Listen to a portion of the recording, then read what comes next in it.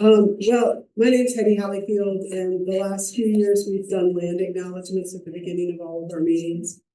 And we'd like to do that here again today. We would like to begin by acknowledging that the land on which we gather is the traditional territory of the Creek Nation, the Choctaw Nation, and the Chickasaw Nation. These peoples have a long history and a deep connection to this land, and we honor their presence and legacy. We also acknowledge the ongoing impact of colonialism on Indigenous communities and their enduring presence and resilience. In addition, we acknowledge the overlapping histories of this land, including past violence and ongoing harm produced by the legacy of racialized slavery and oppression. We also recognize the significant contribution of enslaved people to the university's early development, including the forced labor that built the campus and provided the infrastructure necessary for its operation. We acknowledge the lasting legacy of injustice and inequity that these historical realities have created, and we are committed to working towards building a more inclusive and just future. Thank you.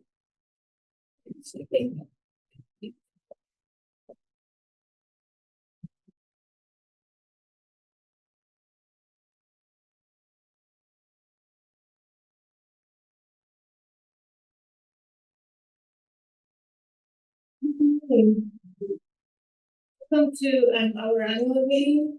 We're really happy to have everybody here today. My name is Rocio Mena. I'm currently WARP's co-chair. These are my last days in this position. I'm the outgoing co-chair, so I will be opening this business meeting. And well, we will start with the executive director report by Kelsey, the speaker. Then Cheryl Moss will share with you the financial report. Then we will say goodbye to our outgoing board member this year, and we will welcome the new one. And some of the committee chairs will share with you our major accomplishments of the past year. So you will hear about marketing, website, the newsletter, among others. And since the entire board met yesterday for a day-long annual planning session, we will also share with you our main accomplishments and goals for this coming year. So finally, Deborah will share with you some exciting news, the date and location of our next annual meeting for next year. And well, we're just really grateful to have you here today. Your engagement is really important to the organization, and work wouldn't be the same without all your support. So thank you very much for being here.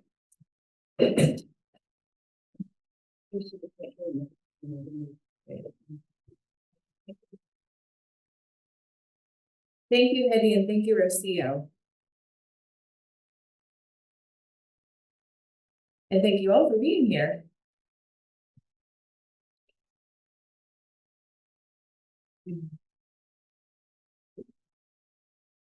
Okay, actually, I'm going back to this. I'm going to start by introducing our board members and our staff. Our board members we have an all volunteer board that volunteers, many of them as much as I think a full-time job. And we have fantastic staff that was added in the last year. So it's really my pleasure to introduce our board of directors, Rocio Mena, who just spoke. Rocio, will you please stand? Rocio is currently our co-chair. She said she is in the senior co-chair position, and she's just rotating out of that position. Beth Davis, will you please stand?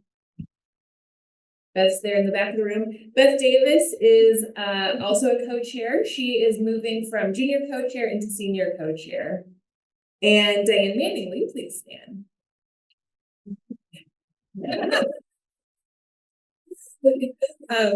They're laughing because someone else was standing. Diane is moving into the junior co-chair position. So our co-chairs for the coming year will be Beth and Diane. Thank you both. Hetty Hollyfield, will you please stand again? Hetty is our board secretary. Cheryl Mush, will you please stand? Cheryl is WARP's treasurer. Liz Gibson, will you please stand? Liz is a board member and also the editor of WARP Quarterly, formerly WARP's newsletter. Thank you. Maren Beck, will you please stand? Maren is a board member, and Deborah Chandler, will you please stand? Deborah is a board member, and Chad Troyer, please stand. Thank you, Chad. Chad is a board member. Okay, Lindsay Woodruff, please stand. Oh, she's gone doing something. We all know who Lindsay is by now. Lindsay is WARP's administrative assistant, and she has worked countless hours. There she is. She's waving from the door. Lindsay has worked countless hours to make this week's program possible. Thank you, Lindsay. Elena Laswick is WARP's marketing coordinator. She was not able to be here. She lives in Guatemala. And has another full-time job that she works, so she's not with us, but we really appreciate all of the work that Elena does, making sure that members and the community at large are informed about all of our programs and our events. So thank you so much. I want to just give a little round of applause for our board and our staff.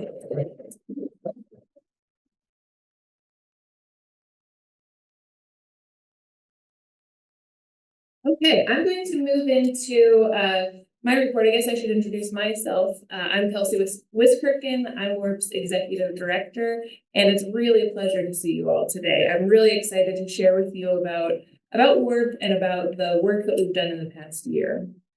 So I like to start with where WARP started. This is the first annual WARP meeting in 1992. And I love to show this picture because in this room today, we have 3 of these original 6 members. I think, can you see the mouse on this is Linda Temple, this is Deborah Chandler, and this is Beth Davis, who all are here in the room with us and all still very much involved in keeping our organization running.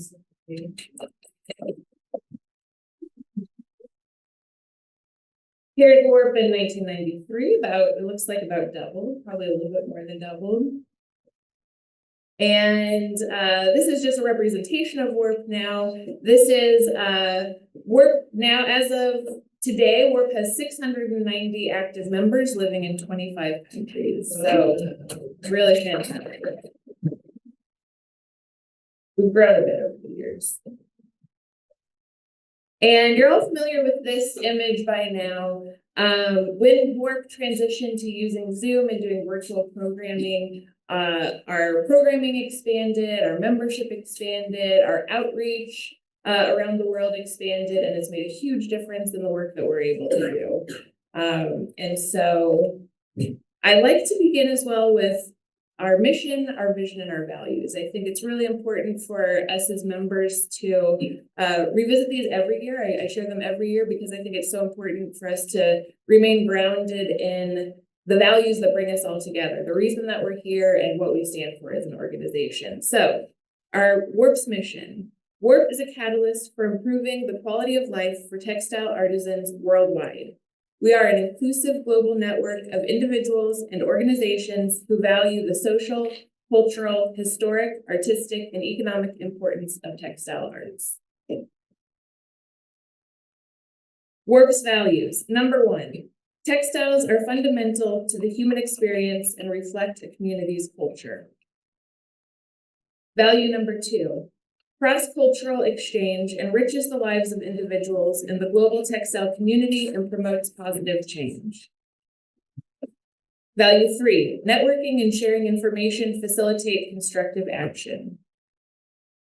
Value 4, making ethical connections between textile artisans and the market empowers artisans through stable income generation. WARP's vision. This is our visioning for the future of our organization.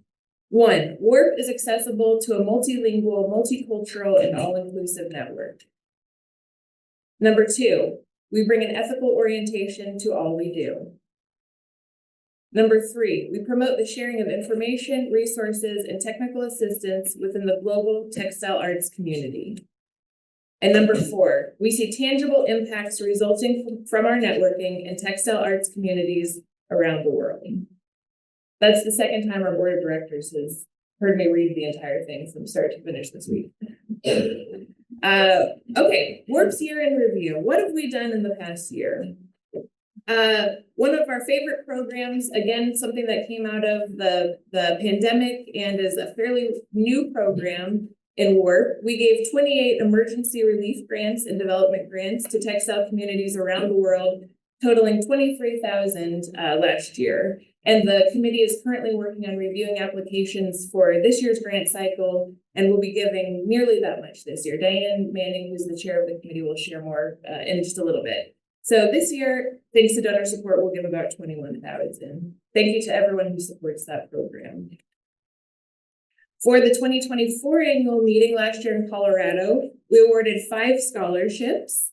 That was the most ever, thanks to so much donor support, and also the first year that we were able to cover travel expenses for scholarship recipients. So up until last year, scholarship recipients still had to cover the cost to actually get to the place where the annual meeting was being held.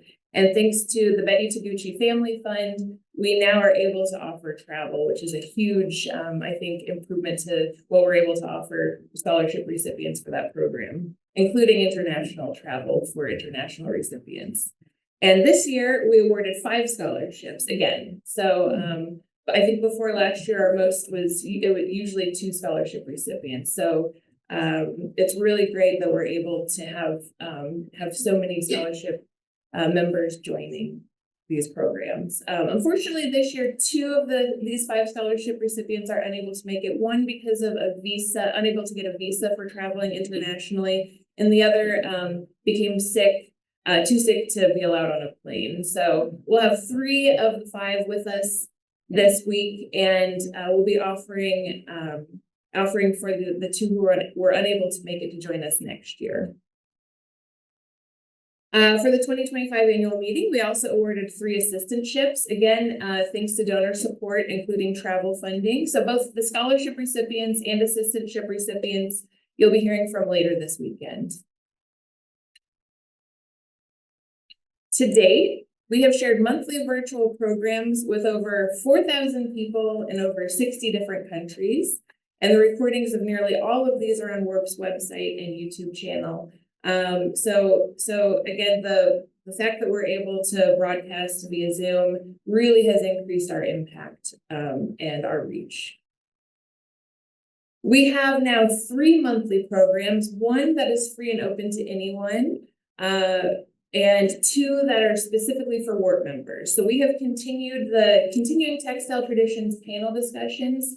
That was our original monthly program that we started in 2020. So I guess we're going strong on 5 years of monthly panel discussions. We also have monthly Meet a Member fireside chats, and we've probably been doing those for about 3 years now. So that's a monthly program that's just for WARP members. We have a different WARP member every month who comes and shares about themselves, and it's a chance for members to really connect more intimately and get to know one person each month. The new program, the really exciting new program that launched this year, was the monthly networking roundtable discussion. I'm not going to talk about that much because the chair of that committee, Ricky Quintana, is going to talk more about that in depth. This year we had our 4 WARP quarterly publications. Let's see, I think I just lost my slides. There we go. Our 4 WARP quarterly publications, again, formerly the WARP newsletter. Thanks to our new editor, Liz Gibson, this continues to be a really important resource, both in print and received by email for those of you who opt to get it virtually. We have a monthly blog that's managed by Rocio and Deborah board members, and that's on our website. And we have, with the help of Elena, our marketing coordinator, we have expanded our marketing and social media reach. And really we're doing a lot of great promotion of both WARP's work and the work of our members. So if there's something that you're doing that you think is relevant to the WARP community, you're always welcome to send it to Elena, and she can help you get the word out. And lots of members do that, and I'd love to encourage you, if you haven't done that, please get in touch with Elena. We continue to hold our online auction and raffle fundraisers. These are an important and fun way that members support WARP. We really thank you for your donations. these fundraisers run completely on the great international textile donations from you all. And thank you also for participating as bidders and buying raffle tickets. These fundraisers are really essential to us meeting our budget goals for the year. This year in our January online auction, we had kind of a special feature. We had 10 overshot double weave blankets that were hand woven by students at Haywood Community College. That's in North Carolina, in the area that was impacted by the hurricane last year. And the students and their instructor, Amy Patansu, here in the middle, decided to spend the rest of the semester weaving blankets and then donating the proceeds for relief funding for victims of Hurricane Helene. And so we helped them by just facilitating the actual sellings in our auction. And we helped them raise $4,230 in total that was sent for relief for hurricane victims. We continue this year to refine the work website. I want to speak to that momentarily. I know that many of you have had issues sort of ongoing over the last year with registering for events, being able to log in for events. We're really working hard on our end to get all of that development work sorted out so that everything's really easy and accessible for you. So I just want you to know that we are working on that still, and we have plans in place to get our systems really polished up. And the most important thing I want to say is that if you ever have a problem accessing something, please do let us know. Send me an email or send Lindsay an email, because that really helps us. I don't want you to feel like you shouldn't reach out. We really want you, first of all, we can help you get whatever you're trying to accomplish done so that you don't have to deal with a frustrating system. And secondly, that helps us pinpoint the areas that we need to be working on fixing. So I just want to extend that invitation. Please always reach out if you need assistance with the website. So WARP is our members, you are WARP, and I want to thank you all for being a part of the WARP community. All right. I'm going to move into, let me make sure I'm on track with our agenda. And I also promised to pass the agenda around, so I'm going to do that. Or Marin can do that, it's the tall stack. Thank you, Marin. Okay, I'm going to deliver the financial report. I've prepared the slides, and so I'm going to give you a few highlights. As I said, the full annual budget is on the front table here. After the meeting, feel free to come take a copy if you'd like. And that's there for you as a reference. So our financial report, we continue to have an operating budget that grows every year, again, with added staff support and our increased programs. We now, as of 2025, our annual operating budget is $158,000. I think it was just 2 years ago that we reached $100,000 budget. So we just, as I say, we're really growing, I think, pretty quickly. And our largest financial commitments, these are my highlights for you. Our largest financial commitments are the staff salaries. That's me as executive director, that's our administrative assistant, and our marketing coordinator. Our next largest financial commitment is the annual meeting.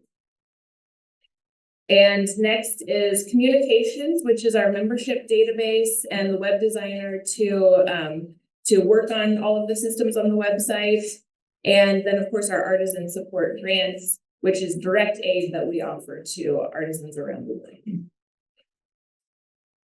world. Growth, all of this growth is made possible by support from our members, by your financial support, by your participation. And specifically, I just want to share a few highlights here.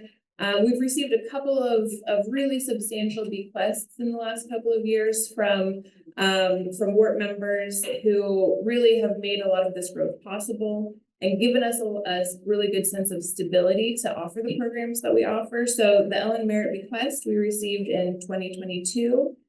The Leslie Grace bequest we received in 2023. As I mentioned earlier, the Taguchi Family Fund supports scholarship travel. We have anonymous donor support for assistantship travel. The grant matching fundraising, we do that at the beginning of the year, leading into the year's grant cycle. And I know many of you support the grant program through that grant matching fundraiser, and we really appreciate that support.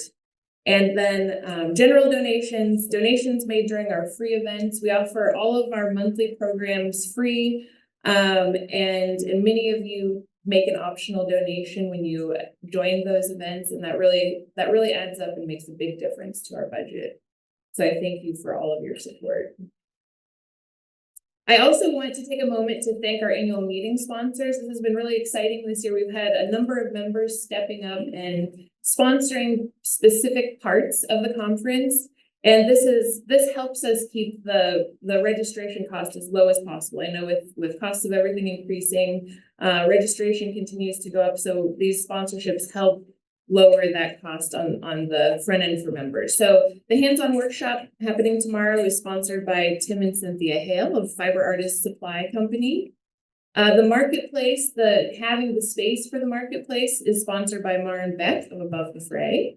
And the field trip bus transportation for field trips tomorrow, sponsored by Mara Luna. That's Lindsay Woodruff's business. And lastly, we received a fantastic grant that Amy Thompson applied for on our behalf. And that grant came from Visit Tuscaloosa. So we appreciate their generous support from Tuscaloosa Board of Tourism to help again offset costs for this year's annual meeting. Okay, let's see what's next. So the minutes from last year. Hetty, do you want to come up and move for approval of the minutes? Thank you.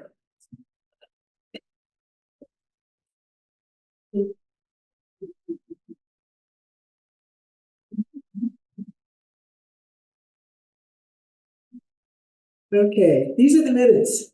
Do I have a motion for approval?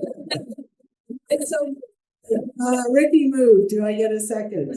Deborah seconded. All in favor? Thank you very much. Good job. Very official. Oh yes, Kale took those minutes last year. They're very long. They're on the desk up here. If you want to see what you just moved to approve at some point, you can come up and get a copy. It's 50 pages. It's not quite 50 No, not pages. quite. It's maybe a dozen pages. It will not be that long. Okay, thank you, Hetty. Well, we're moving along quickly. So next we are going to be discussing election of new board members. So I'm going to facilitate that. WARP has currently a board of directors of 9 members. This year they serve a 3-year term with the option to renew for 2 terms, so up to 6 years consecutively. This year we have 2 board members who have accepted to renew their terms and are on the slate. That's Rocio Mena and Beth Davis. Interestingly, this year's 2 co-chairs, both are up for renewal. And then we have a spot opening because Deborah Chandler is completing her term on the board, and WARP member Emily Huber has accepted the nomination and is on the slate as well. I think that we next open nominations from the floor. So I'm going to ask, is there anyone who would like to make a nomination from the floor? No, okay. I don't think there's ever been a nomination. I am going to ask yes, Hetty. Did you just want to say why Emily's not here? Yes, definitely. I There was will. a profile of her in the past. I will, yes. I didn't ask the members who are on the slate if they want to make remarks. I don't want to put you on the spot, but Beth and Rocio, are you comfortable saying a few words about why you'd like to continue on the board? You can shake your head no if you don't want to be put on the spot. She loves it. Beth loves it. I just looking for this community and people. Thank you, Rocio. Rocio says she loves to be part of this community and also would love to stay.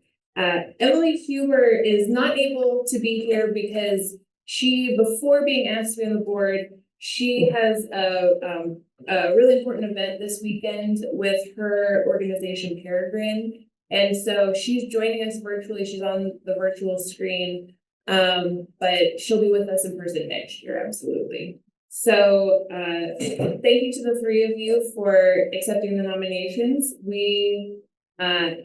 I think it's tradition we ask you to leave the room so that we can discuss you. And Emily, I think if you just mute yourself and maybe chat will put in the chat when you can unmute yourself. Does that work? She needs to. That's if they're not talking to us. no. Okay.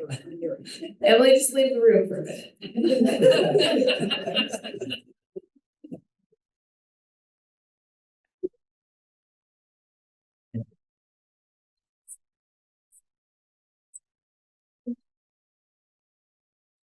Wait, the door. I think they can still hear us out there actually, but does anyone have any discussion you'd like to have before moving to accept the slate?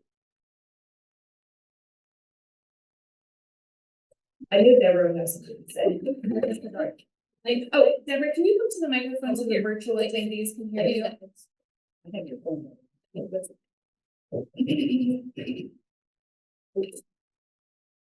But I'm shorter. Can you see me? Yes. I've been watching up If you here. stand They keep up, going you'll over tip here and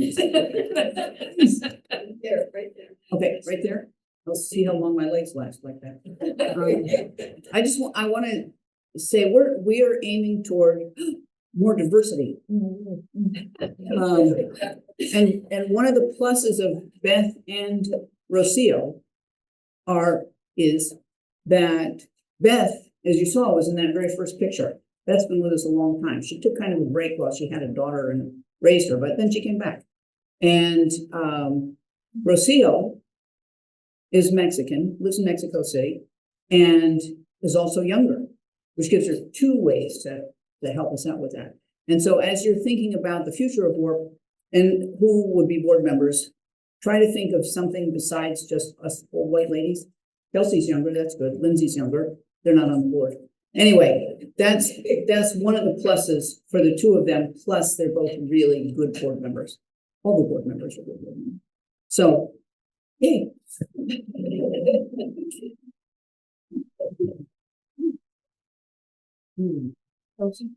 I think it is the same talk. I have a microphone. I can take around. Okay, thank you. Anyone else? Is there anyone else who would like to have some dialogue? Sure, I'll tell you about Emily. I think I'll read right from her bio that she shared so that I share what she would like to be shared. Emily Huber has a background in textiles and global trade. She is deeply committed to advocating for talented textile artisans worldwide. She is the founder of Peregrine, which is a home decor business that brings these rich traditions to new markets and inspires wider appreciation.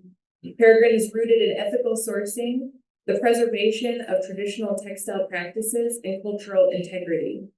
Her professional experience spans various facets of textile trade, including global sourcing, product development, merchandising, and retail.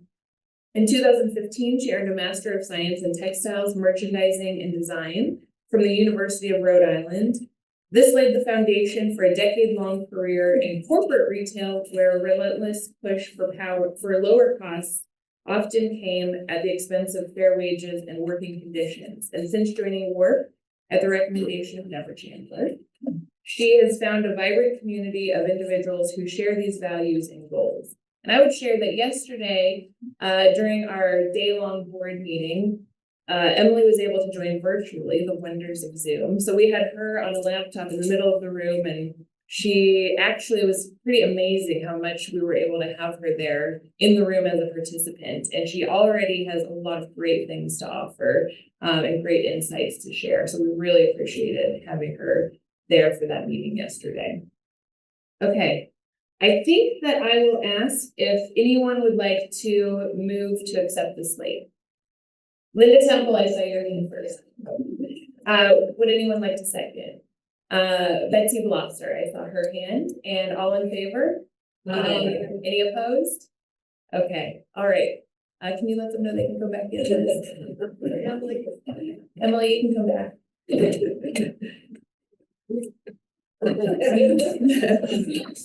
Only three.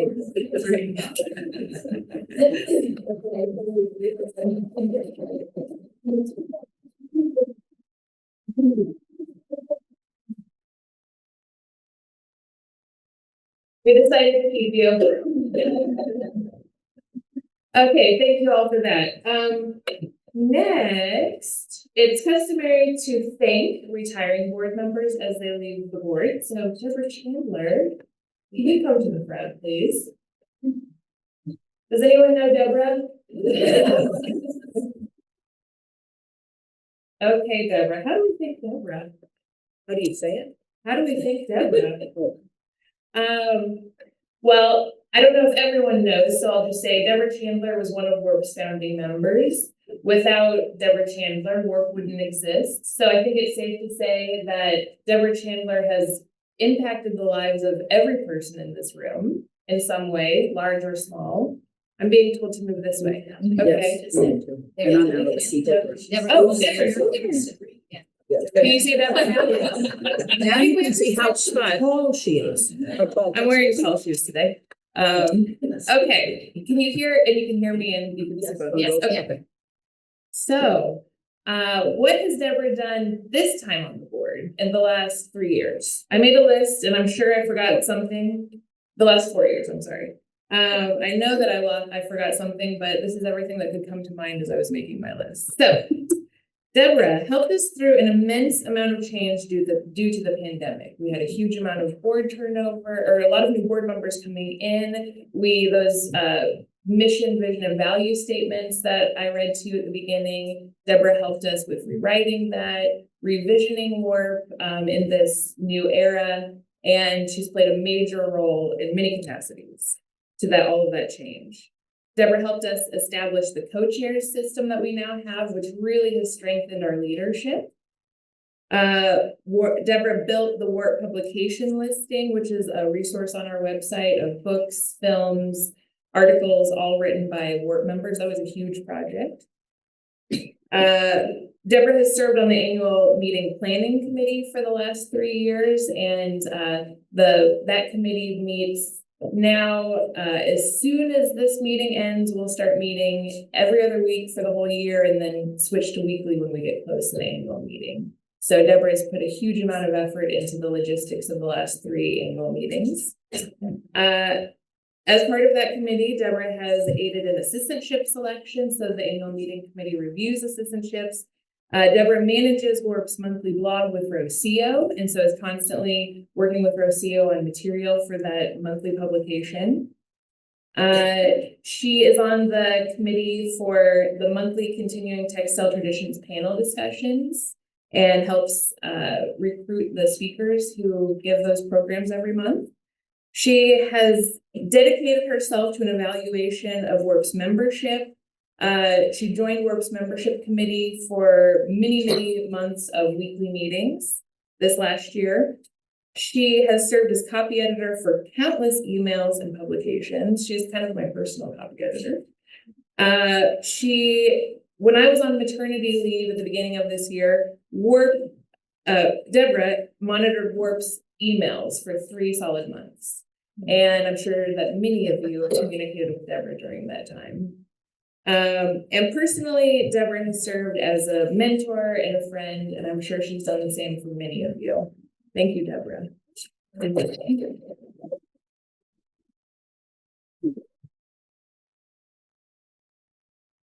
Later, you can tell me all the things I forgot.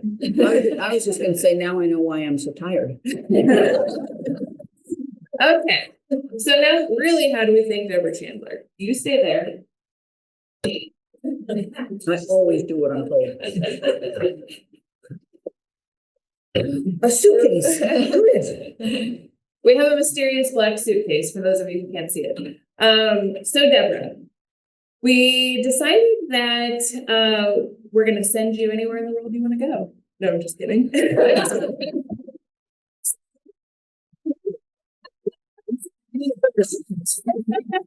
She needs a bigger suitcase.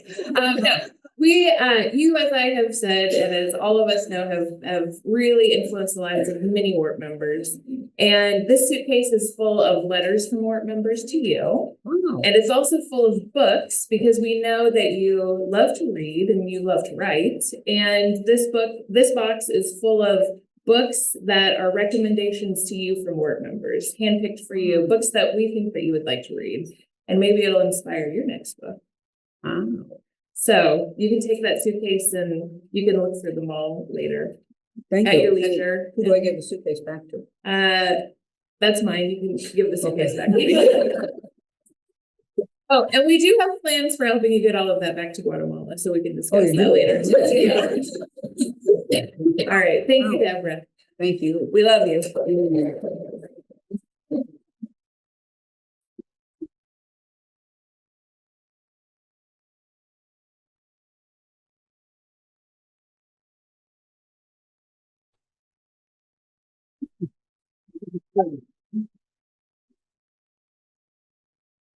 You want me to move the camera a little bit so that you are in the center? Yes. That's why you should get on the board so that you can go. I need to do this once every 30 years or so.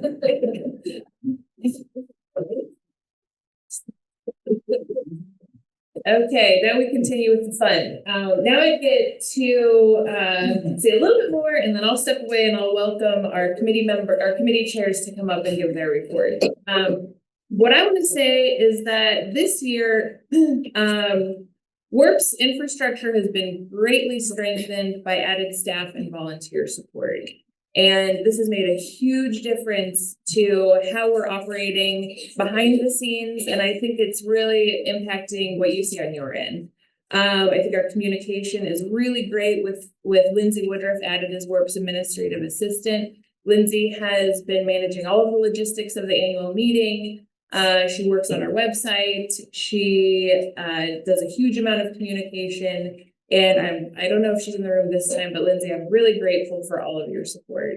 I think she's out doing something. I'll tell her later. As I mentioned before, Elena Lastwick is our marketing coordinator. And again, another staff position that we were able to add in the last year that's made a huge difference to decreasing my workload and also really strengthening what we put out into the world as an organization.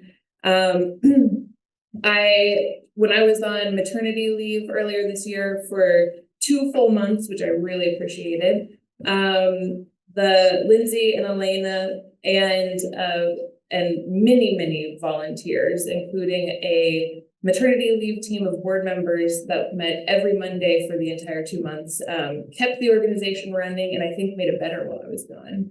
So that's made a huge difference this year.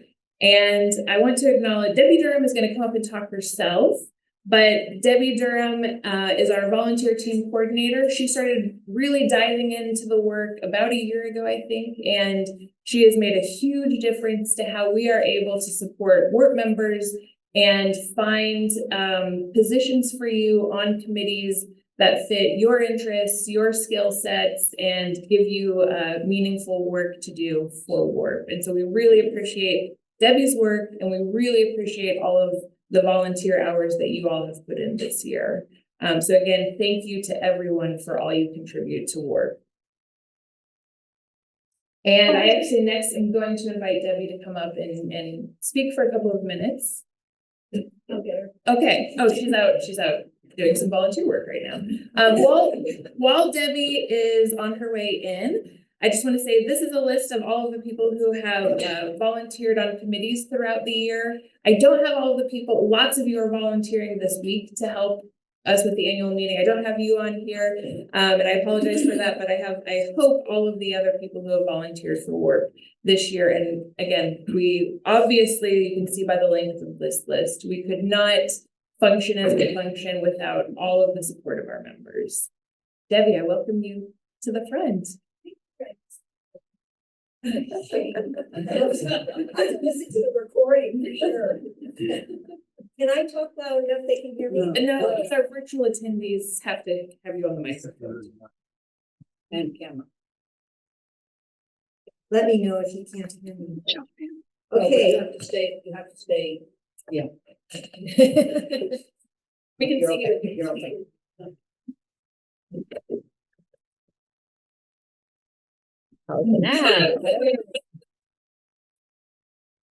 I just wanted to spend a few minutes saying to all of you that WARP could not function. It could not function without volunteers. I would like by a raise of hands to see how many people in this room are on the board of directors. Great, they're volunteers. How many people in this room are chairs of committees? There's only 3 out of 10. I know 4 out of 10. Thank you, Beth. Debbie, ask how many volunteers. have been on the board. How many people in this room have been on the board? Look at the great number. And how many of you in this room are volunteering at this annual meeting? Great. I just wanted to thank all of you from the bottom of my heart. It's a lot of work, but I love this job of helping to recruit volunteers because I get to meet so many interesting people. It makes a big difference to me. I'm wearing one of my favorite volunteer t-shirts from Santa Fe 2 years ago. I just quickly wanted to really direct my comments to new members of WARP and people who may not have been to an annual meeting in the past. I got involved with recruitment because for 10, 11 years, I worked on a project called Life by Design Northwest in Portland, Oregon. And my job was to recruit highly skilled volunteers to help run programs that we offer to the retiring baby boomer population in the Portland area. And from that job, I learned a lot about recruitment, particularly adults, and what are the things that are important to people as we age and want to contribute to share our skills. So I learned 4 things from that experience, which I will share with you, which I use also in my recruitment process with WARP. First of all, if you want to volunteer for an organization, most likely you care about that organization deeply for one reason or another. You would not be here if you didn't care about WARP. That's number 1. Number 2, you have the time available to share either as a committee member, a board member, or a volunteer at an annual meeting. Number 3, and extremely important is that you have a skill set that contributes to or adds value to a committee. So some of you may have accounting skills or graphic design skills or organizational skills or detail-oriented skills, and you use these skills in grant writing or fundraising or scholarship selection to support WARP's efforts. And last but not least, and actually I have a list of about 10, but I reduced it to 4. The important thing is that very often the committees that we work with as volunteers have a meaningful purpose for you. There is a very make a difference component to that committee that speaks to you. Lastly, just to let you know, if you're interested in volunteering for WARP, the first thing that I would do would be to go to WARP's website and to read a description of the 9 committees out of 10 that we currently have, that what we're looking for, what we need. If you are interested or if you've met people here at this meeting and you'd like to be more involved, you can contact me. If you want to find out more about a committee specifically, you can do that yourself here at the annual meeting. So you have a plus there. And talk to other people who have served on committees. WARP is a very dynamic organization. Volunteer committees tend to ebb and flow. People stay on committees for 3 to maybe, last I counted was as much as 7 years on one committee. That's very unusual, I admit. And sometimes committee members have such a positive experience that they also, when they go off one committee, they want to belong to another committee. So that's mostly what I wanted to say. Also, just to thank all of you for your contributions as volunteers and to tell you to please get in touch with me if you have questions. I'm a volunteer at WeWorkPeace.org. Thank you.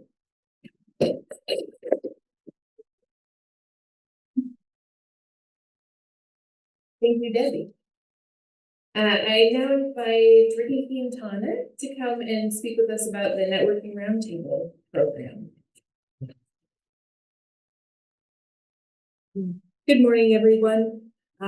It was at last year's annual meeting that Maren talked to me about considering joining the membership committee. And when I joined the membership committee, I didn't realize I was actually joining two committees in one, because the Networking Roundtable Committee was incubated inside the membership committee.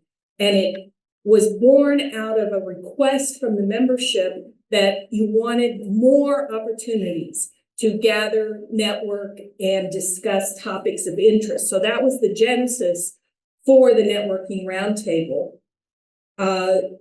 It has evolved over time, and it continues to evolve based on feedback. It's a members only benefit. We decided rather than doing it every month, we'll do 8 sessions, January through April. We'll skip the summer and then do August through November. It's usually scheduled for the 4th Tuesday of the month, working around all the other programs we have lined up in WARP.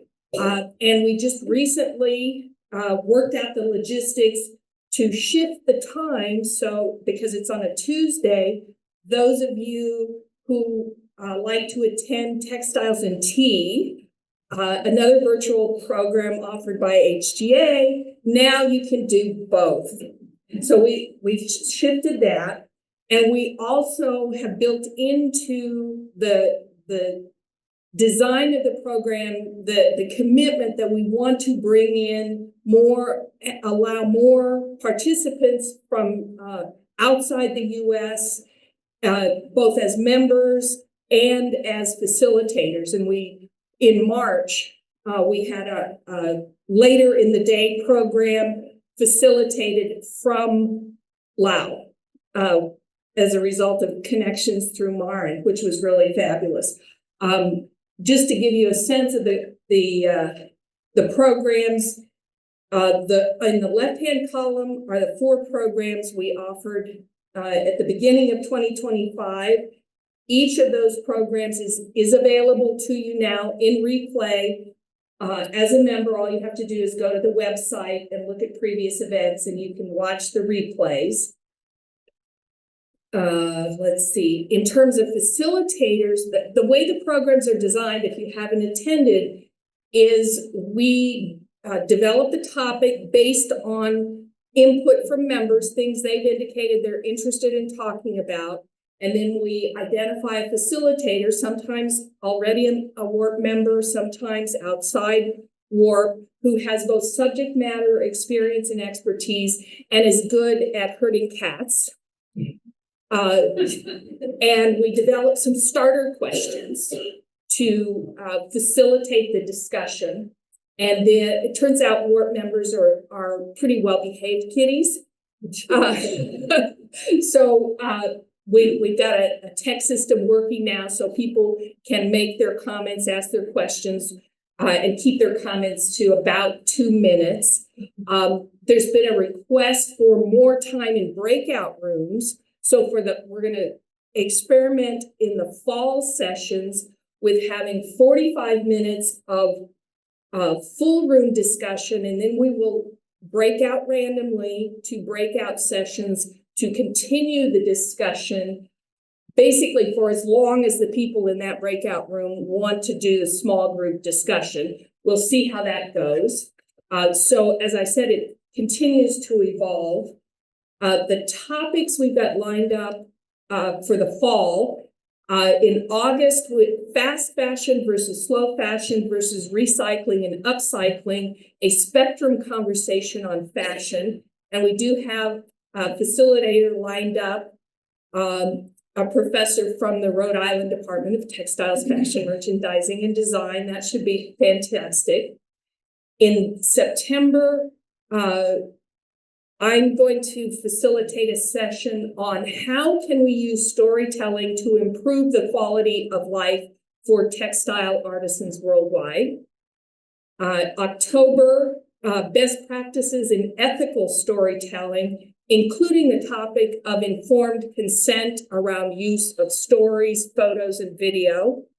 And we don't have a topic yet scheduled for November, and this is where we'd love your input as members. Some of the suggestions have been preserving and transmitting traditional textile knowledge and techniques. What is a traditional textile versus a reproduction? Is it the age, the technique, the fibers, the motifs, the usage, just the discussion around what constitutes traditional?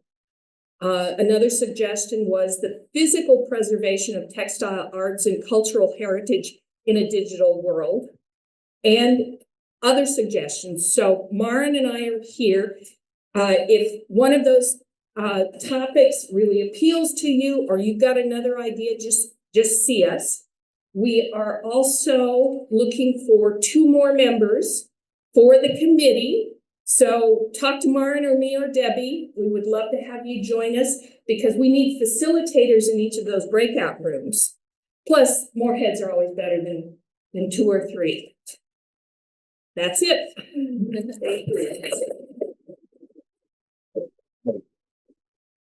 Thank you, Ricky. Thank you, Ricky and Maren, for all of your work this year on this new wonderful program. And I want to add that our monthly panel discussions, that committee is also always looking for suggestions for topics. So if you have an idea for a panel that would be appropriate for that committee, please send it to me or send it to Hetty, who's the chair of that committee.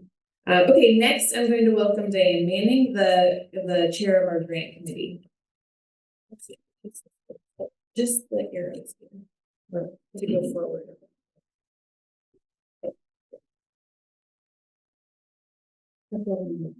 Am I positioned? Okay. Yes. Okay.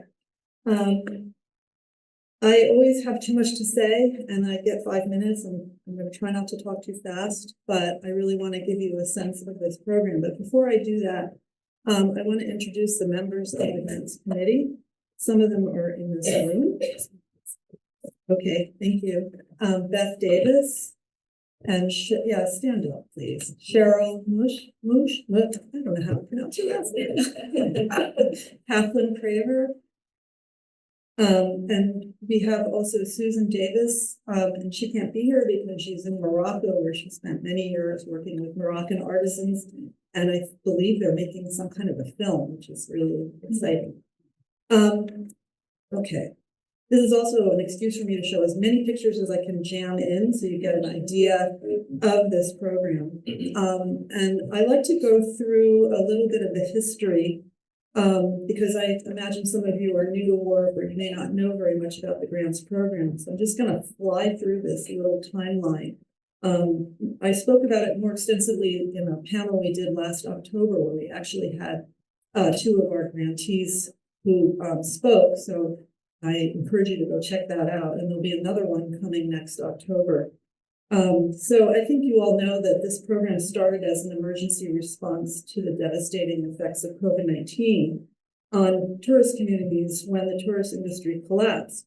And so a group of board members, I think, went to the board to get a blessing to form a small committee. That year in 2021, the committee raised $6,000 from you all and was able to give 12 $500 grants. The photographs here, just really quick, these are both people who received emergency grants. So on the left, Soli T from Vietnam, who she got food, seeds to grow crops, medicine, and diapers. That Vietnam was completely closed to tourists, and their income just went to the floor. And on the top right, or my top right, my viewer left, is a group from Cameroon who received sacks of flour for food. In 2022, we established grants as one of our as a formal work program with a standing committee of six members. I want to emphasize, I think our grants are really unique in that they're small, $500 and $1,000, and they're primarily awarded to smaller grassroots organizations that many of the larger, more formal programs, they don't really reach them. And I think this means we're not really duplicating those programs. And I believe this really fits nicely with our charter to improve the lives of artisans worldwide, and I think it fits our general orientation as an organization. Okay, that year, we offered emergency grants, but this time, for the first time, it was only open to board members or someone who was affiliated with a board member. But the next year, we decided that we would open it up to any artisan. You don't have to be a board member. And we also began offering it to groups, so that helped us reach more people and I think more impact. In 2023, we realized, thank goodness, that the pandemic was waning and the applications that we were seeing were less for emergencies and more for investment in raw materials, tools, training, and marketing. They were really trying to get their businesses off the ground again and restart it. In 2024, the program really took off. We translated the application to Spanish for the first time, thanks to Rocio. And we promoted the program through a robust social media campaign. Elena was putting out, I don't know if you saw it, if you do go on social media, she was profiling grantee after grantee, and the photographs are just incredible. So, and what else? So that year we received nearly 100 applications, and about a third of them were from Spanish-speaking countries. So the Spanish translations really made a difference. And if they come in another language, we use Google Translate. So if you don't speak English or Spanish, you can still apply. And since 2021, thanks to all of you, we've awarded 77 grants that have impacted well over 2,000 artisans, their families, and their communities. And so now we get to this year, and the program is continuing to grow. We actually eliminated emergency grants, which I think is a good thing. Because we only gave 2 last year. We had very few people applying, so we decided we're just going to focus on development. And we received 111 applications, which is like a 16% increase over 2023. If I were to give you the line, it just goes like this. And there were from 33 countries, sorry. And Africa was amazing. We had 41 applications from different countries in Africa. And we had a lot of new countries such as Madagascar, Croatia, East Timor, Myanmar, Puerto Rico, Zimbabwe, and Uzbekistan. We're also really starting to get noticed. We have other organizations that are referring applicants to this program, like NEST, Fair Trade Association, and there's a professor somewhere in the UK who I don't know, but a number of applicants said that's how they heard about the program. So that's pretty amazing. So we're currently reviewing the applications right now. Basically, we fundraise in January. No, it was February. I can't remember. It was January. We opened the grants in February I might be a month off, but they're open for a month. And then I'll spare you all these. There's a lot of work that goes into organizing over 100 applications, and the committee goes through a pretty robust, in-depth review process with metrics and criteria and everything. So we try to be as objective as we can, but there's also room for there's so much heart in this when you read these applications. So we often have we are so pro an application that, we just have to advocate for it. And then we meet and we kind of talk that through. And we're hoping to announce them at the end of June.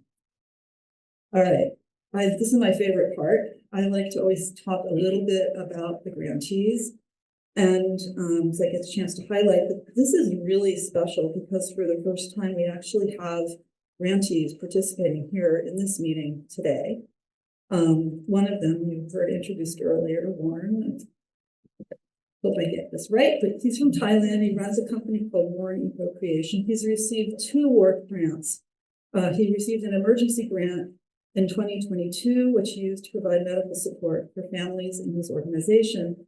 And in 2023, he received a development grant to develop an innovative new product line using banana fiber instead of burning it as waste. And he's here as one of our assistants. So if you have questions about what he's up to, he's right there. The second person I wanted to highlight, which is she's the woman holding up on the right. This is a grant that went to Achenyo Idachaba Obaro of Midimeth in Nigeria. She received a development grant in 2024 to train 30 women to weave sustainable textiles from water hyacinth, which were previously considered to be an invasive weed. Her program is providing needed livelihoods in rural communities while at the same time addressing pressing environmental problems. One of the trainees who is not in the photo, one of the trainees in the photo is proudly showing off one of the weavings that she made in this program. And unfortunately, I was going to introduce Isaac, who was supposed to be here as a scholarship recipient, but he was not able to get a visa to be here. And I wrote this before I knew he was not coming. And the third is Lynn Battle. Where are you? It's right there. And she's from Birmingham, as you heard last night. And she used her 2024 grant to purchase 10 rigid heddle looms and offer free local weaving classes with the goal of creating a new community of weavers and reconnecting them to the rich history of enslaved weavers who had to leave their looms behind when they were freed. And she's co-hosting the hands-on weaving workshop tomorrow with Liz. All right. Okay, looking ahead, the next grant cycle will start again. We'll probably start preparing in the fall, but we'll be actually sending out applications. We will be looking for 3 new members. And I'm just going to tease an idea that we're working on because we get a lot of interest in this committee, and only having 6 people feels like, you know, we need to give more opportunity. So we're working on a way to engage more members and have you have an opportunity to get to know some of these grantees who are just amazing. It's just like makes my heart sing, this program, and hopefully more impact next year, thanks to you and your generosity. And I just want to say one more thing. It's a little show and tell. This scarf was made by one of our 2024 grantees from India. It's another long story. Come ask me how it is I have this, because it's kind of interesting. I haven't actually met her. But the woman she works with, Judy Frater, is going to be giving a talk in September about what she's been doing in India and this person who made this scarf. So It's good, she's gonna talk. and she's going to talk. Yeah, the grantees. Oh, very cool. And Okay. that's on the panel program. I'm sorry, yes, on the panel program. So, and we actually have other grantees that are participating. We have a grantee who's going to be giving a fireside chat.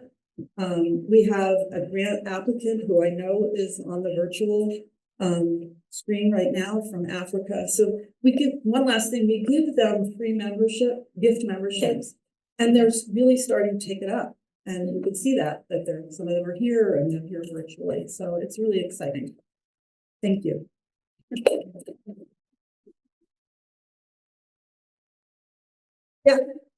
Thank you.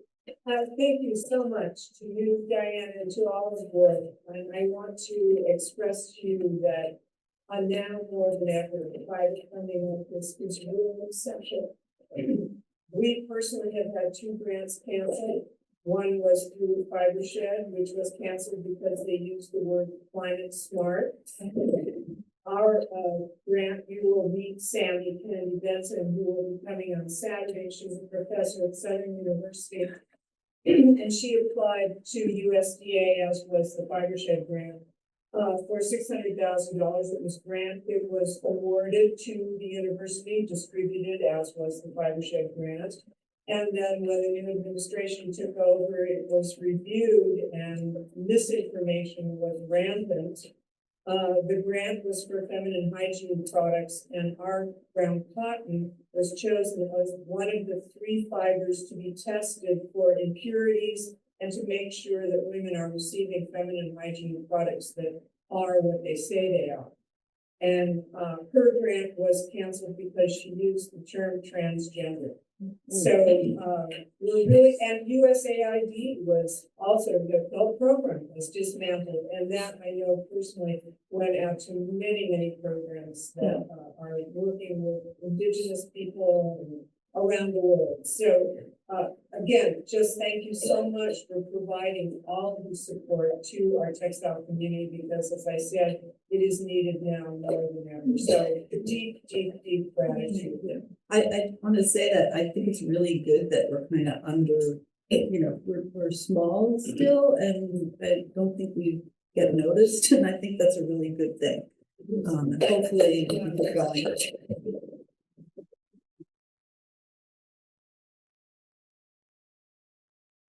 Thank you, Diane. Next, I'm going to welcome Chad Troyer to speak on behalf of our marketing committee.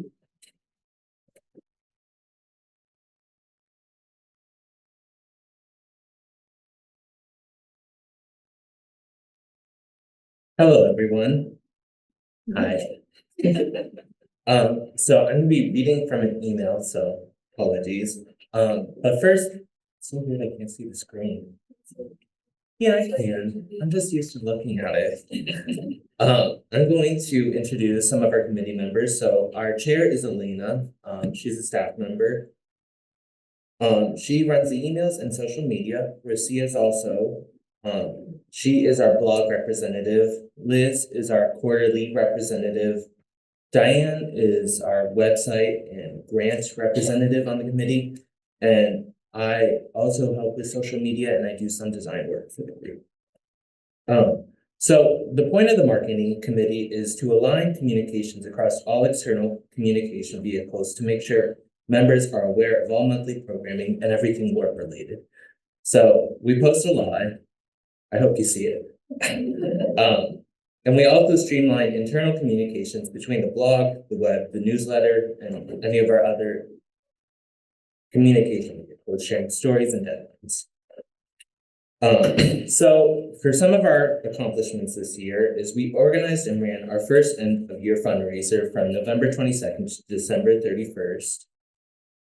We also supported the grants capital campaign and promoted work grants to potential grantees via social media and email campaigns. 20K was raised and 111 somewhere there, applications were received. We also drove awareness of the warp auction with daily social media posts and an email campaign.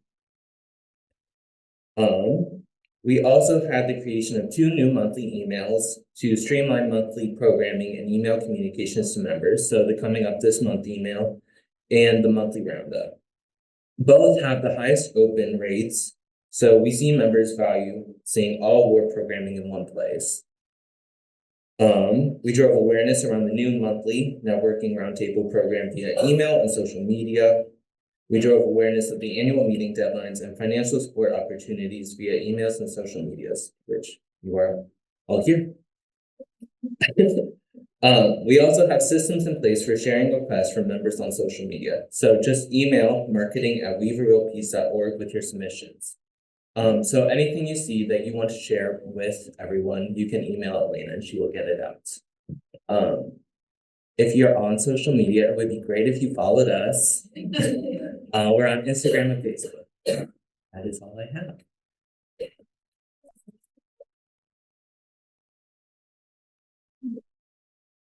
Thank you, Chad. You can also mention sharing the post. Hetty reminded me also to mention sharing the post. If you see something that you think your friends would like to be aware of that's coming from WARP, please share it. It helps spread our network even more and the reach of our programs. Okay, I'm going to invite Liz to come up and say a few words about the WARP Quarterly.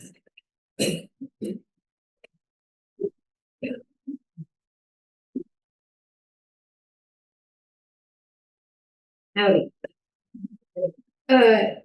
Terrified to take on the legacy of Linda's work is no small thing that has been whizzing through my head for the last year.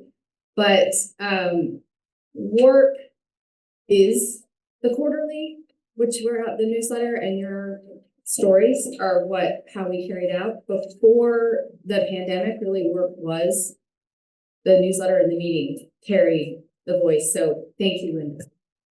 And also the graciousness for the support in transitioning the team. And I also want to give a shout out to Cheryl and Sarah Salson, who couldn't be with us today, and Karen Searle for offering continuity. So there is so much tribal knowledge in work, just in our past practices, how we've worked. And although I've been around the organization a long time, things have, hopefully, the minimum amount of things have gotten missed because we all have each other's backs. So a great deal of appreciation. And also to Tina and Gloria Miller for continuing to offer constant column work. Very, very much appreciated. And also the marketing team in general, which started really realizing Linda's wish list, which I got to complete for reimagining how the newsletter looks and where we put information.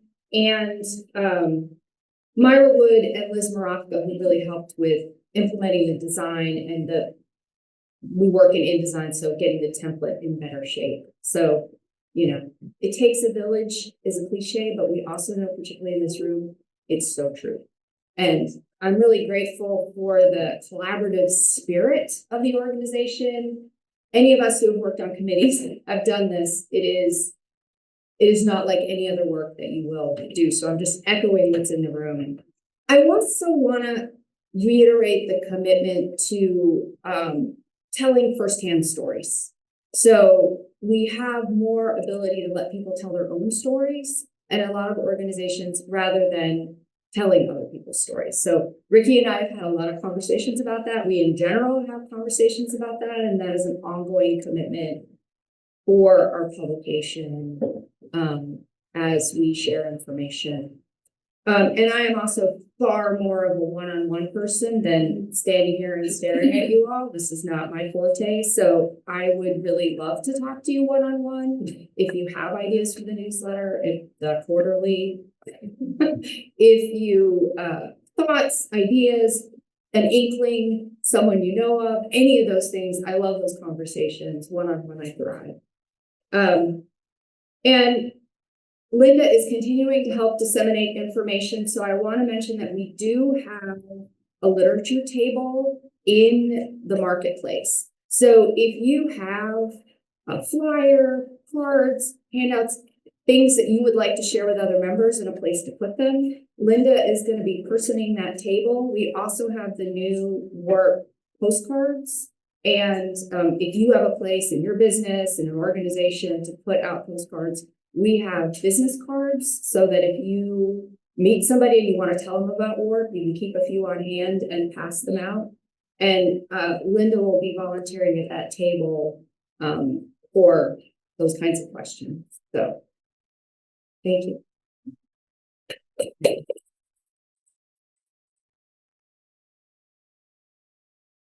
Thank you, Liz.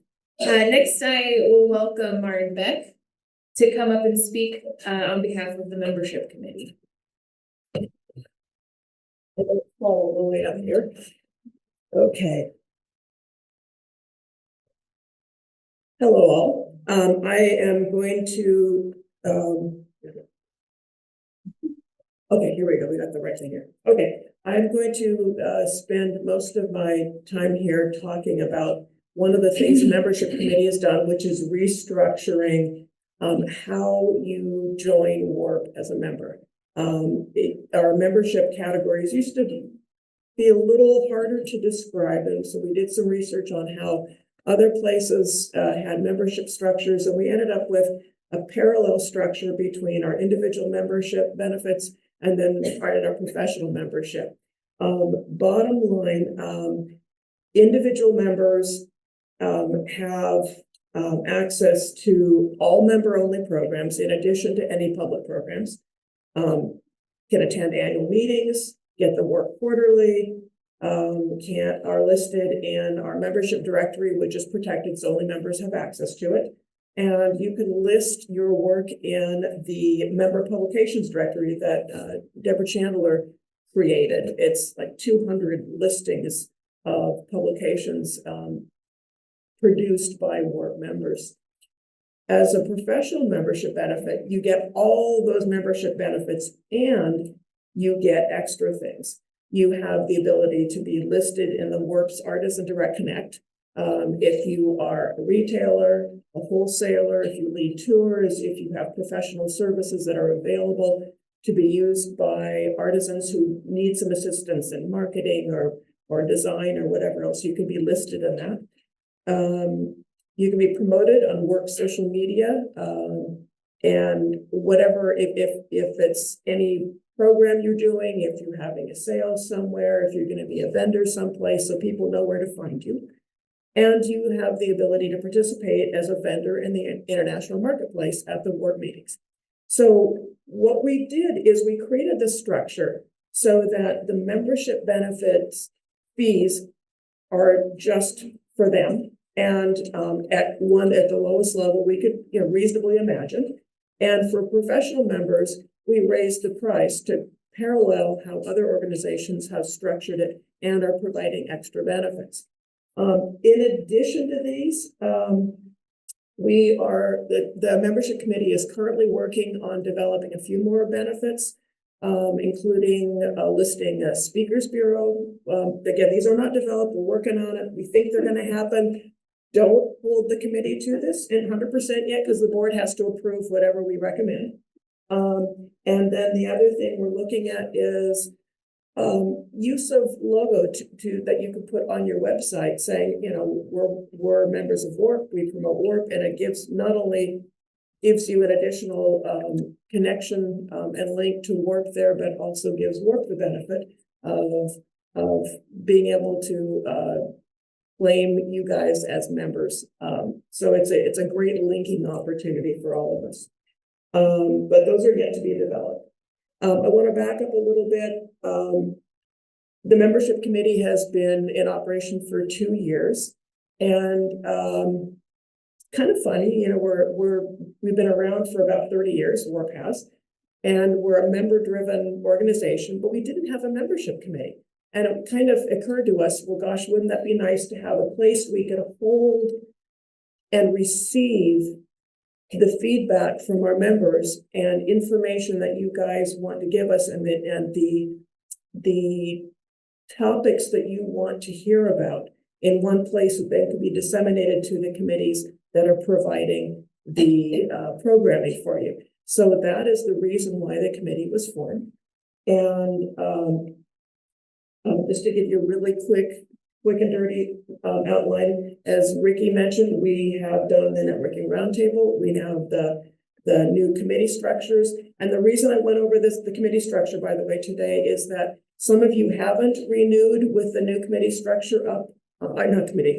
With the new membership structure up on the website yet, because it's being phased in as your memberships renew. So I wanted to make sure you all understood how that structure is working.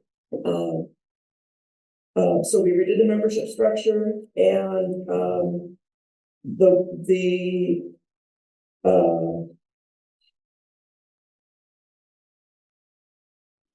I'm trying to look at my handwritten notes. I have to translate what I was writing here. The other thing the membership committee is working on is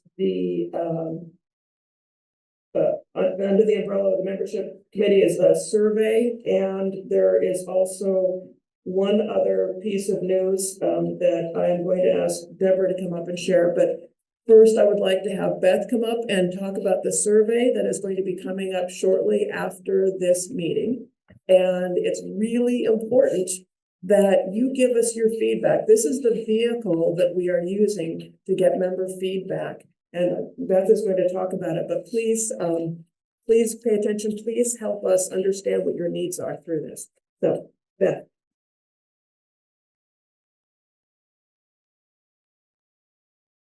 Okay, so you will be receiving about a week or two after the annual meeting our annual survey.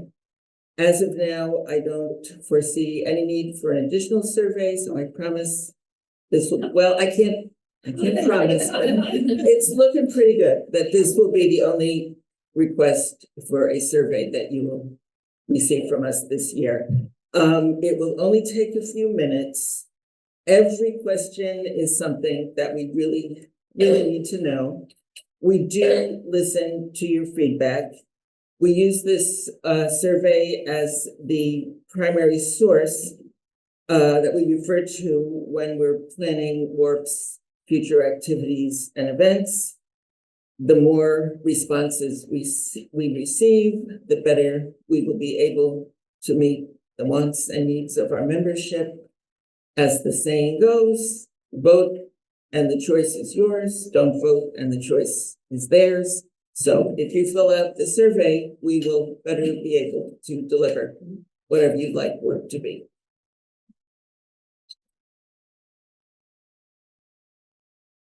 Thank you, Beth.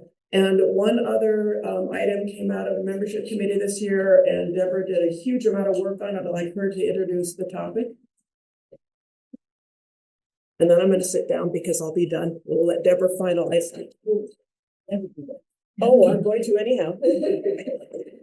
Hi, am I tall enough? We had this, as you can see around you, and you probably know from other things, those of you who've been around a while, our membership tends to be on the white-haired side, as well as the female side.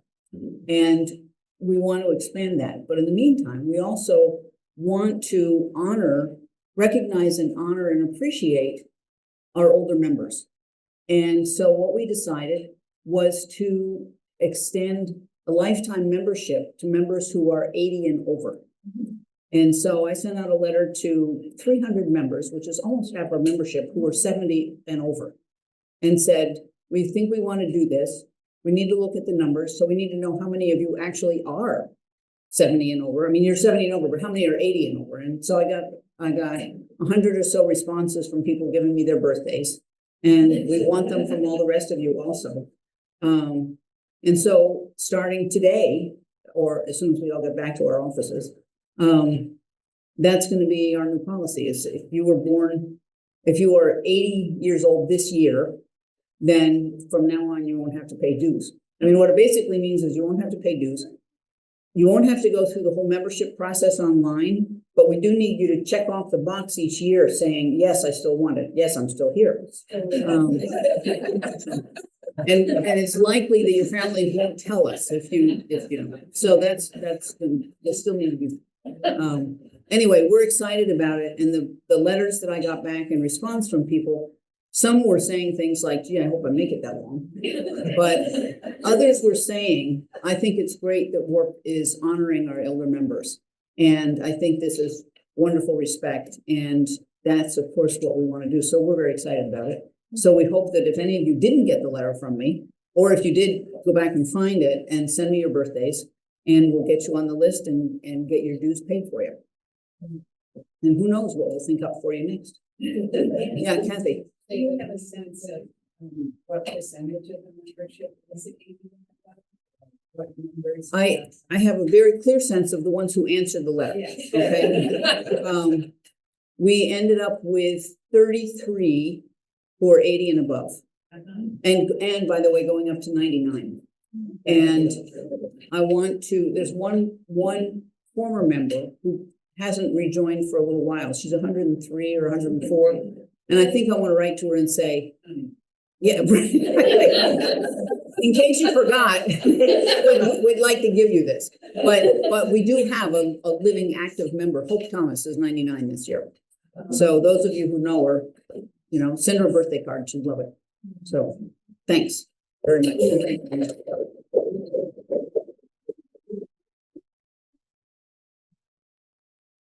Wonderful. Thank you for that announcement. Okay. As you know, our board met for a day-long planning meeting yesterday, and co-chair Rocio is going to come back up and share with you a summary of the board's discussion and decisions during yesterday's meeting.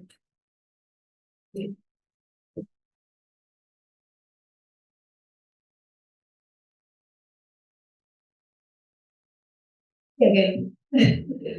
Okay, so I guess almost everything that was important, you already heard about it from other committees, but I'm just going to do I'll try to be a very quick summary of the most important things that we talked about yesterday. So, well, as you already know, we have a new co-chair, Diane Manning. That's one of our news. We also are welcoming Emily Kruger and our new board member who's joining us from our Zoom meeting. Well, the newsletter, as you know, has continued to be successful thanks to our newsletter editor, Liz Gibson. Thank you very much, Liz, for that. And also, I think it's important for us to remember that the new name of the newsletter is Quarterly. Sometimes also I forget about it, but we also came. This is new for this year that we want to have a new name for the annual meeting. We will start calling it annual gathering from now on. So that's another news. Well, also as you already heard, we had a lot of website issues this year, but we're already working on them, and yeah, we're implementing different processes and solutions, and we will probably have a new committee around managing the website.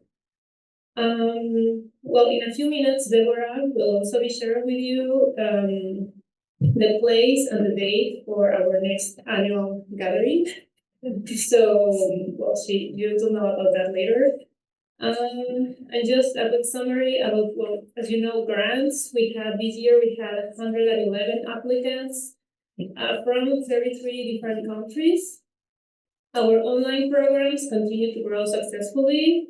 Fireside Chats had its first version in French this year. So we had 5 in Spanish, 1 in French, 1 only in English. So we're just trying to add more languages. Also, the blog post also had our first blog post in 3 languages: English, Spanish, and French. We also want to thank Judy Jetson for moderating our panels all these years.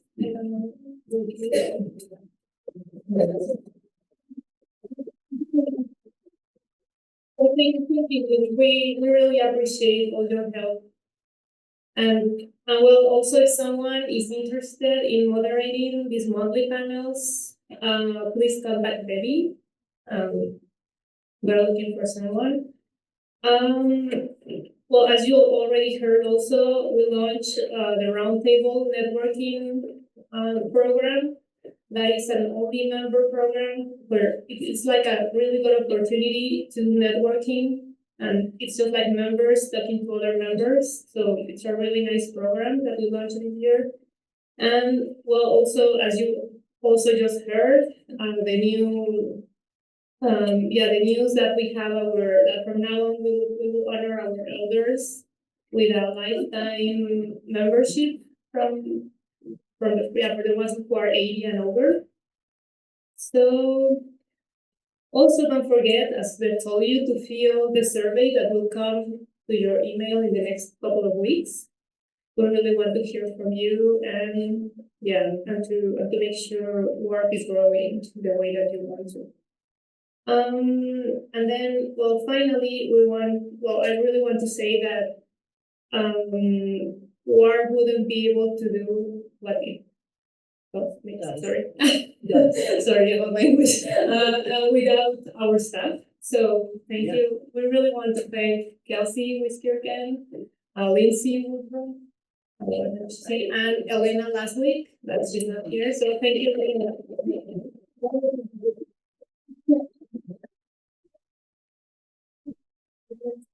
Deborah will be sharing with you the news about the annual meeting, the annual gathering.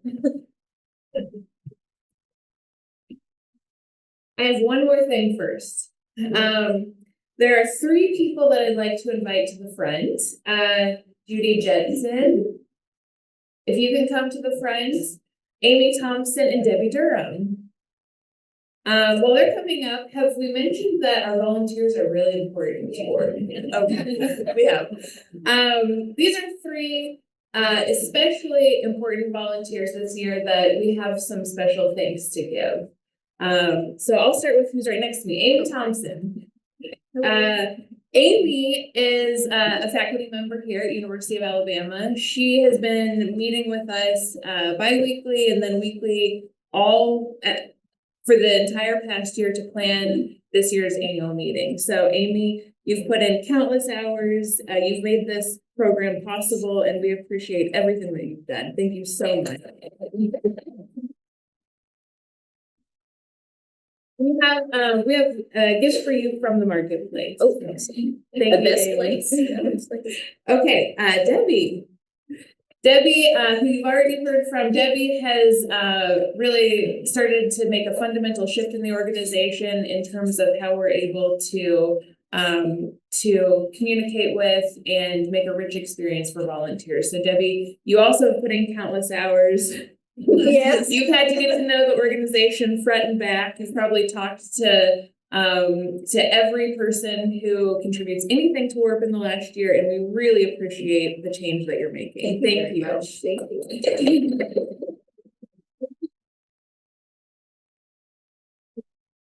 So that our virtual people can see you. I forgot about the cameras. We have the camera up here. Okay. This is Judy Jetson. If you've ever attended a monthly panel discussion in the last 5 years, then you've seen Judy. Judy has served as our moderator, our trustee moderator for 5 years running. That's, I don't know how many programs, but she does a great job. She's retiring from that position now. We decided we can let her retire. And Judy, we just want to thank you for all of the time and the great facilitating that you've done. Okay,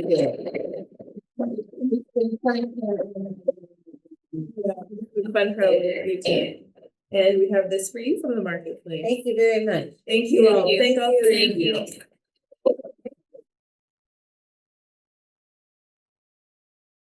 Okay, now the suspense is over and Deborah Chandler can come up and let you know where and when next year's annual meeting will be. Annual gathering. Annual gathering.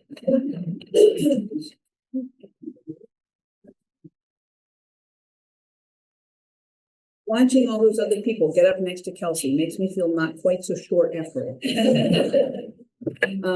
Some of you already know this. We tried to keep it a secret until today to make it, a grand and glorious thing. But anyway, as you may have noticed, our Canadian members didn't come this year. And so did not some of our Guatemalan members who live in Washington, D.C. They just decided that driving down here wasn't a good idea. So next year, we're going to go to Canada. So that we're going to be in the town of Guelph, Guelph, which is about an hour west of Toronto. And we're going to be in a university setting again, which keeps the cost down. They have told me every time we've talked, and be sure and tell everybody that the American dollar is so much stronger than the Canadian dollar. It's going to be really cheap in comparison. So that's a plus. So it's going to be June 24th to 28th. If we're running, we don't have the whole thing nailed down yet at all, but those are the dates that would be parallel to this year's dates. So starting with the Welcome Center on Wednesday, Welcome Circle on Wednesday night and finishing up Saturday night, so you can leave on Sunday.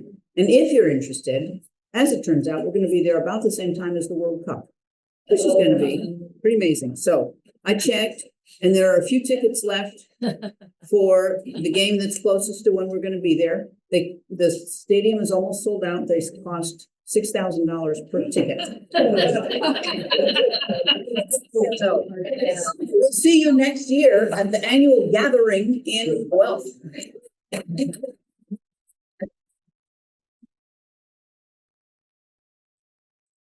Okay, sounds like that created a hubbub. Okay, board members, we have about 10, 15 minutes left. We tried to be as concise as possible to leave time for Q&A. We have a microphone that Amy, I think, has that if anyone wants to ask a question, if you can speak into the microphone, that allows our virtual members to actually hear the question, even though we can probably hear you in the room. And then Chad is watching the chat for any of our virtual members who would like to ask a question. So feel free, ask a question, share a comment. We have a little time left for dialogue with you all. We'll start right at the front here. Hello, everybody behind, this is Gabby Cameron speaking. The last word in the name of our organization is peace. And I question whether or not we're involving Palestinian women who are in the most incredible, awful situations and drama. They're all beautiful cross stitchers, and there's also an organization called Atfalana that is based in Gaza. That was a school for the deaf before the terror started. So I know those two organizations, and I don't know if others in the room have connections in Palestine, in the West Bank. That seems to me to be a way that we could live out what our name says. And also in Ukraine, where we are making connections with women artisans who don't have a market necessarily in their home country, but are doing beautiful traditional handcrafts. I just wondered if anybody else in the room, sorry, I can't turn my head around, is interested in talking about how we might make connections in both of those countries. Thank you, Abby. I'm gonna take the microphone over to response. The microphone is going to Diane, our grants committee chair. Thank you for that. I just wanted to let you know that I think it was actually 2023, we gave a grant to a group called Handmade Palestine. They're based in the West Bank. They do have some that they make incredible, traditional, sorry, do I need to repeat myself? Okay, no, they make incredible, very traditional embroidery. And I know because I follow them that they are still active. And so I just wanted to let you know that you have that. And I really love what you said about Ukraine. And I actually have a lot of contacts there, so we can do something that isn't there too. So we gave $10,000. Oh, yeah. No, go ahead. We gave, I don't Right when the conflict started in Ukraine, we did a special fundraiser panel discussion, and all the artisans that presented were living in Ukraine at the time, and highlighted there, and we gave all the money to them, which was our largest, money raising effort. We raised $10,000 and passed it on directly to them. So we have done something. Would anyone else like to speak to that? I see Kathy.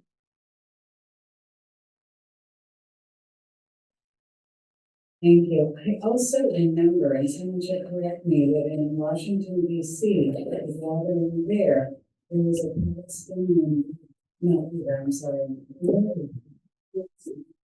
So, That it wasn't Jasmine. Wasa Gain. Yes. I think it's her name. I believe it's her name. So that she also could be a contact for whatever effort we undertake. And Wafa also participated on one of our monthly panel discussions since then. And in the past, Susan Davis has been very involved with the Friends Service. Susan Davis has been very connected with the Friends Service Committee in the past. I'm not sure how much she is connected now. They have done work with us. So she might also know some. Yeah, is there anything in the chat related? Okay, thank you for that great sharing. And WARP is a networking organization, and so if anyone has ideas, if you know of organizations, Babby, if you share the names of those organizations, what we can promise to do is see about any connection that's possible. So of course we're invested in this, and dialogue is where it starts on our end. So thank you. Thank you. Any other questions? I see Henny. Oh. Let's go to Beth by the back since you're, sorry. But I just would like to quickly say on behalf of the Fireside Chat Committee that we're always looking for members to give fireside chats. If you don't come to us, we will eventually come to you. We'd like to speed up the process. Really, we love hearing from you. It's a chance to tell us about yourselves. It's a chance for us to learn about you. So if you're interested in giving a fireside chat, we have plenty of slots open for the coming year. Speak to me, or I guess speak to Kelsey. And let us know, and we will get back to you.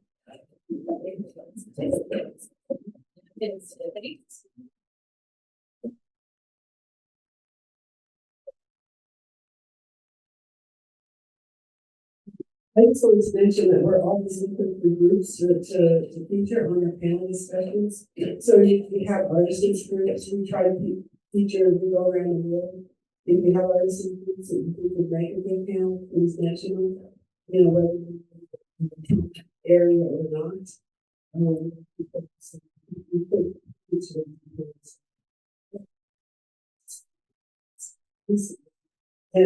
the fact that we'll features a panel or a panelist does not mean that we endorse that panelist.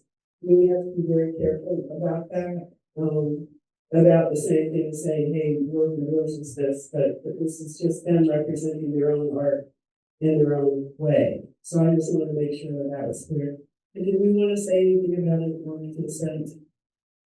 Yes, yes. So we had a discussion yesterday and had an ongoing discussion that we use photographs and we don't talk about the content of the photograph or the person that's in the photograph. And we want to do better at that and make sure that the person that is in the photograph knows that they're going to be represented on the website or could potentially be.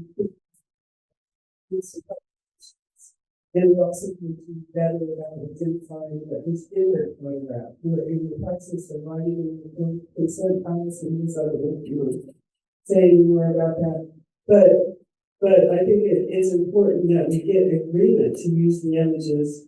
And that includes the photographs from this meeting right here today, and Lucia has been documenting us. So we are tacitly giving informed consent when we agree to come to a meeting like this.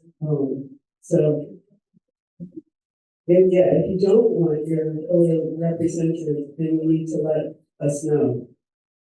So I wanted to go over that.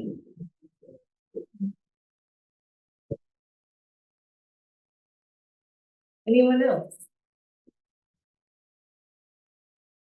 Chad, is there anything from virtual attendees? No? Okay. Well, it looks like we're finishing right on time. I want to thank you all for, participating in this and everything we do year round and for being here for this meeting today. We used to often have our business meeting at the very end of our time together.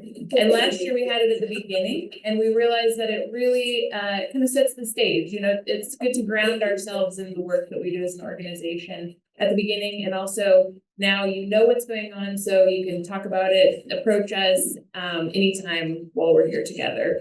So thank you all for being here. I'm just briefly going to discuss the next few items on the agenda so everyone knows what's going on.